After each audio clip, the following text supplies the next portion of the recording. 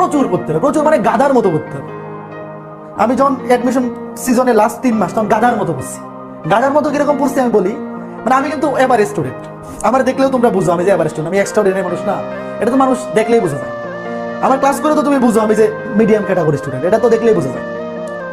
তো আমি অ্যাডমিশন টাইমে মানে ধরো এসএসসি লাইফে কিরকম হইতো, এসএসসি লাইফে হচ্ছে বাপ সামনে বসে আছে, মা দেখতেছে, আমিও পড়তেছি, বাপ চলে গেছে আমি পড়া শেষ। আর এইচএস অ্যাডমিশন টাইমে 3 মাস, লাস্টের 2 মাস এরকম হয়েছে যে আমার বাবা বলতেছে আর পড়া লাগবে না, আজকে পড়া লাগবে না, ঘুমাই যাও।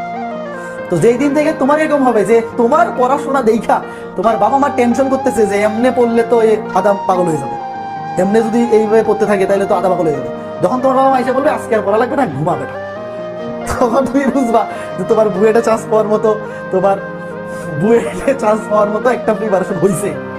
যতদিন পর্যন্ত তুমি এই জিনিস ফেস না করবো ততদিন পর্যন্ত বুয়েটে চান্স পাওয়ার মতো পড়াশোনা